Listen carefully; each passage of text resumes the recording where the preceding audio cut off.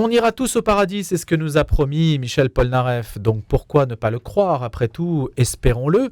Espérons aussi que l'enfer, évidemment, soit vide. Mais au-delà de ces mots, il y a des réalités. Ces réalités, on ne les appréhende pas forcément très bien. Alors on peut, par le détour du récit, de l'histoire, du sourire aussi, essayer de mieux mesurer ce que représentent ces réalités invisibles. Richard de Sèze s'y est employé dans un essai qui s'appelle « En arrivant au paradis ». Il est illustré par les dessins de Luc Tesson. C'est aux éditions du CERN. Donc il y a la caution, si on peut dire, d'une grande maison d'édition sur un récit qui prend les choses avec une apparente légèreté. Bonjour Richard de Sèze. Bonjour Ludo Fresne. Alors quand je dis on ira tous au paradis, en fait on ne sait pas très bien de quoi on parle. À quoi ça ressemble le paradis? C'est la question que vous êtes posée. C'est effectivement ce qui m'a guidé dans l'écriture de ces petits contes, parce que j'étais en plein confinement et donc j'avais vraiment du temps pour ne rien faire. Vraiment la question des fins dernières est revenue dans mon esprit, et je me suis mis à réfléchir à quoi ressemblerait le paradis et à quoi ressemblerait le purgatoire, parce qu'à mon âge, évidemment, on se dit que bien sûr le paradis est l'état qu'on désire, mais le purgatoire est un passage, sinon obligé, du moins probable. Et pas l'enfer. En tout cas, je me gardais bien de le désirer. Voilà, donc je comptais beaucoup sur la miséricorde du Christ, et je compte encore sur la miséricorde du Christ pour m'envoyer là-haut et non pas en bas. Et j'avais des images qui étaient en fait assez plates et inintéressantes. Voilà, on me dit la lumière, la contemplation béatifique, la vision béatifique, pardon, une lumière divine. Enfin, on a tous lu la Divine Comédie de Dante. Et l'enfer, c'est absolument génial. Il y a plein d'aventures, il y a des dialogues très drôles. Et puis après, il arrive au purgatoire, c'est déjà moins bien. Et au paradis, c'est juste ennuyeux comme la pluie. En fait, voilà, on est tout en haut d'une colonne. Il y a encore beaucoup plus haut, il y a un ciel avec une lumière qui brille, et on est là, et on se dit mais l'éternité assis entouré sur de un chérubins. nuage, mais oui, c'est vraiment effrayant. Et je me suis dit mais c'est pas possible en fait. Voilà, donc il doit y avoir autre chose. Jésus nous dit sur des prés d'herbes fraîches je vous fais reposer. Il nous parle de festin céleste. Enfin, ça a l'air beaucoup plus aimable. Et voilà, donc il fallait réfléchir à quoi ressemblerait le paradis. Comment est-ce qu'on le temps s'y passe, puisque nous sommes, nous, humains, créés avec un corps et dans un temps linéaire, contrairement à Dieu, voilà, qui, lui, est simultané. Voilà, le temps n'existe pas pour lui. Et donc, lorsque nous mourrons, il n'y a aucune raison que nous changions, en fait, de temps. Donc, ça va durer, effectivement. Ah, moi, je pensais qu'on sortait du temps. Non, alors, les théologiens nous disent qu'il y a une espèce de temps, evum, qui est le temps des anges, et qui coule, mais différemment que le tempus des hommes, et évidemment différemment de l'éternum de Dieu. Et ce temps-là est un temps où il y a un dynamisme. Le temps n'est pas arrêté, en fait. Voilà, il n'y a pas de logique. Quand Dieu nous dit résurrection des corps, il ne nous dit pas et changement radical de votre nature humaine.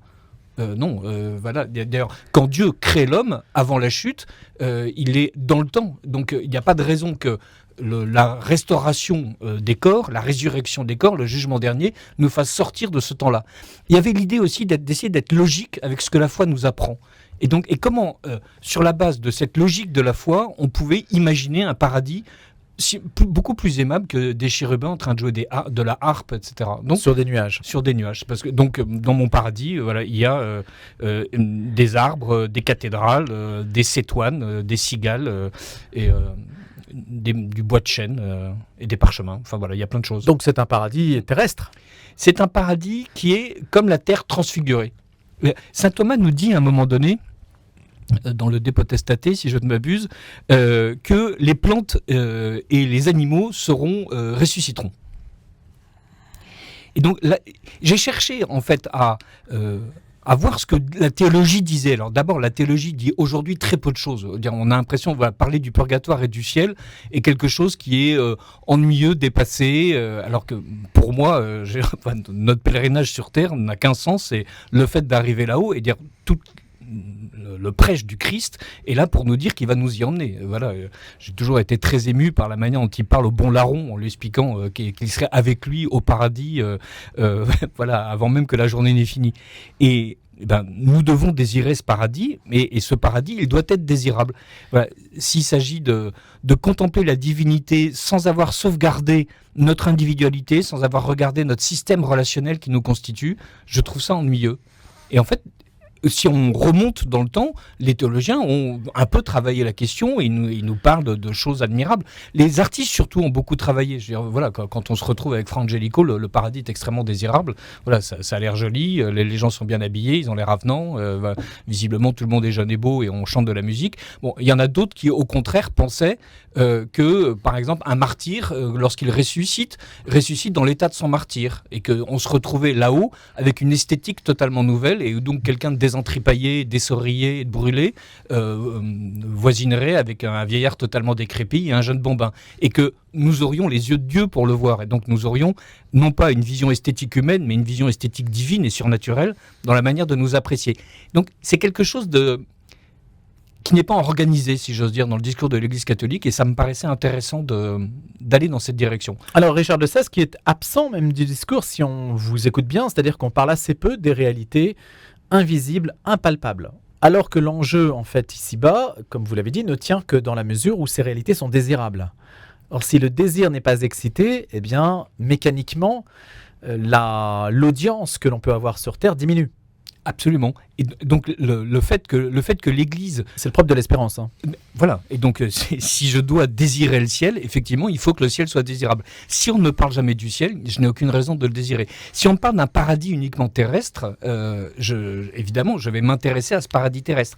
Il y a dans le discours de l'Église aujourd'hui une volonté évidemment admirable de réformer la terre, de faire en sorte, comme le Christ nous y enjoint, donc quand on parle de système relationnel, tout l'évangile n'est qu'un système relationnel qui nous ordonne, nous commande d'être avec les autres, pour les autres, et qui nous dit d'ailleurs que notre propre intérêt est justement d'être dans cette augmentation continue de nos relations avec notre prochain, c'est-à-dire sans même les choisir, avec celui qui passe devant nous à ce moment-là.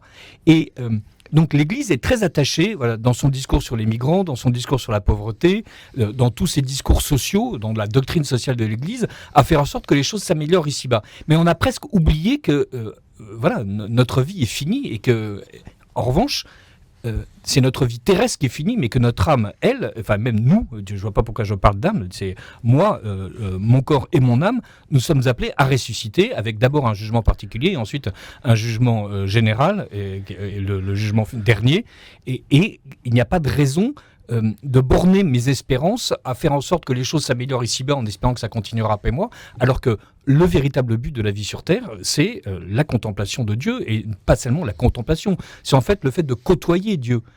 Voilà, c'est d'être avec Dieu. Voilà, ce mot de contemplation et de vision béatifique, on a l'impression qu'on est sur un banc, alors que tout se passe dans l'arène et qu'on n'a pas le droit de s'approcher. C'est quelque chose d'absolument réfrigérant. Et là aussi, rien dans ce que nous dit le Christ n'est aussi pénible et aussi gourmet et aussi 19e siècle, si j'ose dire.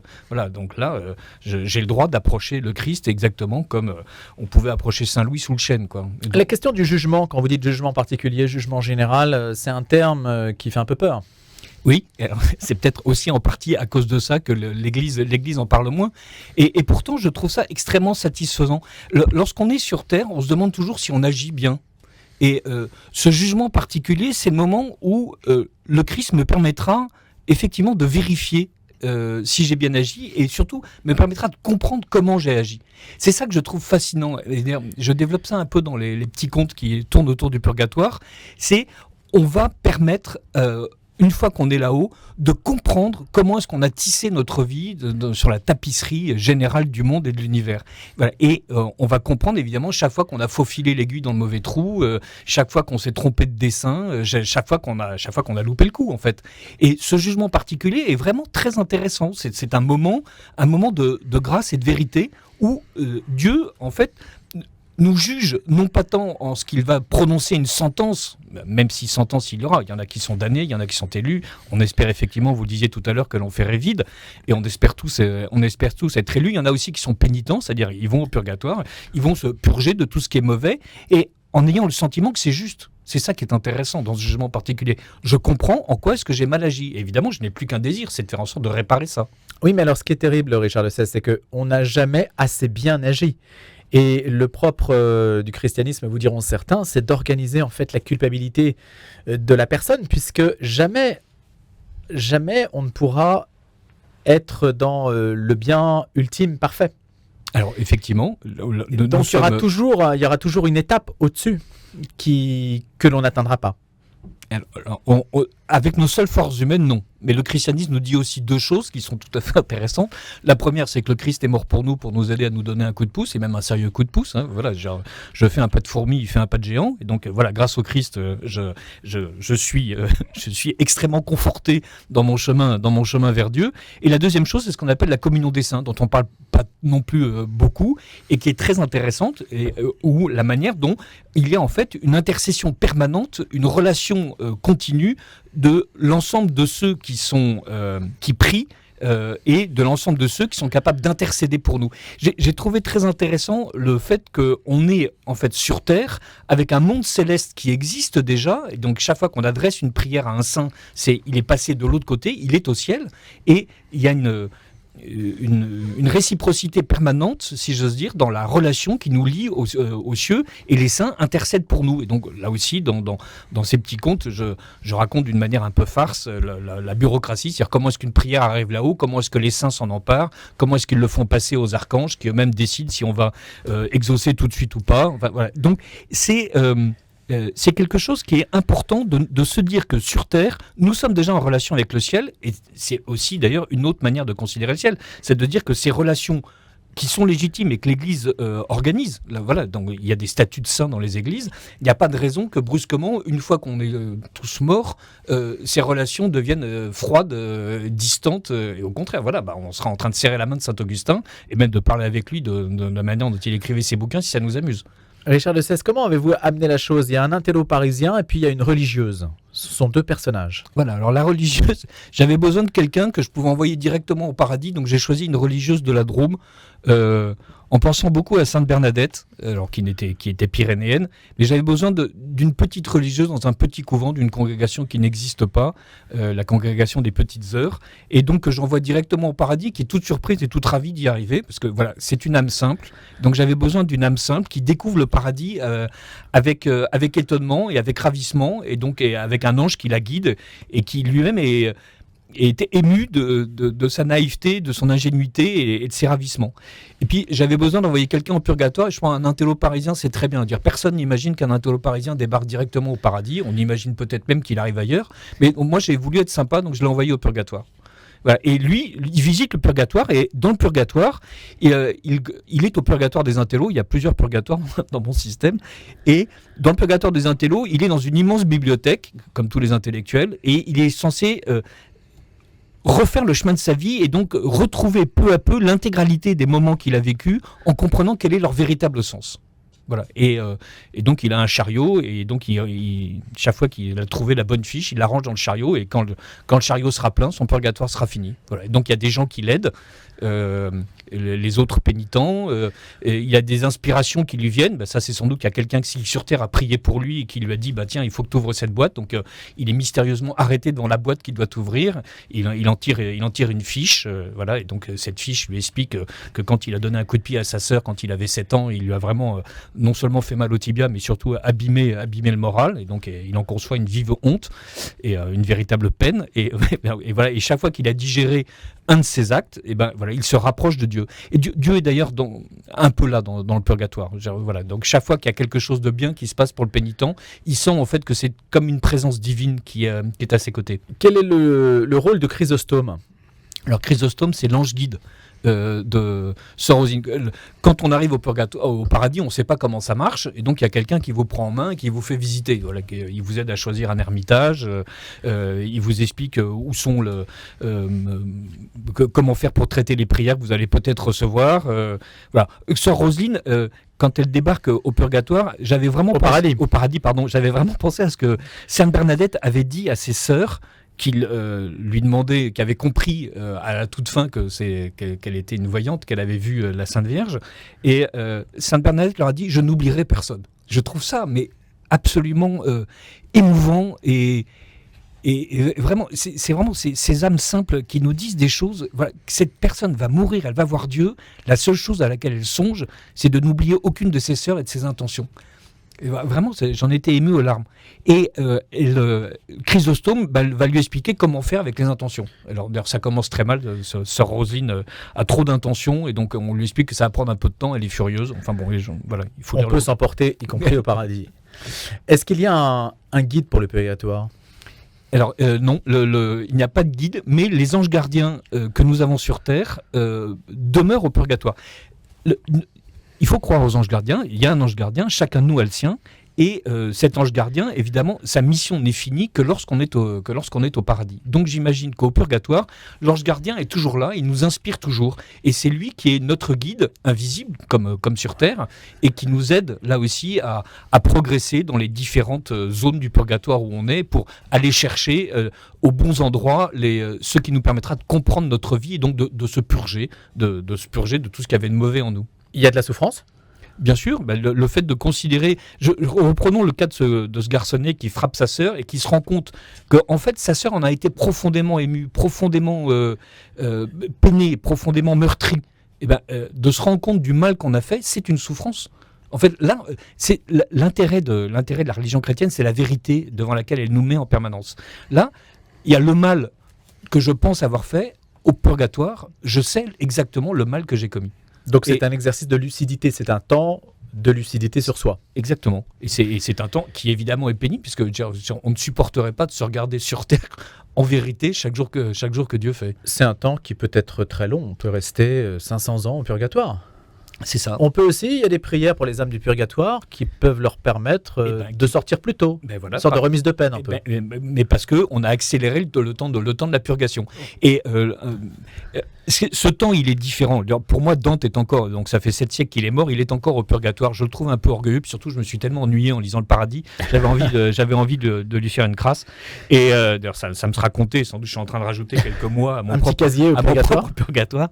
Et il y a des temps différents. En fait, vous savez, à un moment donné, un battement d'aile est comme 1000 ans pour le Seigneur et 1000 ans comme un battement d'aile. Et voilà. Donc, chacun a son horloge au purgatoire, et c'est le grand gardien du purgatoire qui sait quelle est votre horloge. Vous avez votre chariot et vous devez vous débrouiller pour le remplir, et c'est la seule chose qui compte pour vous.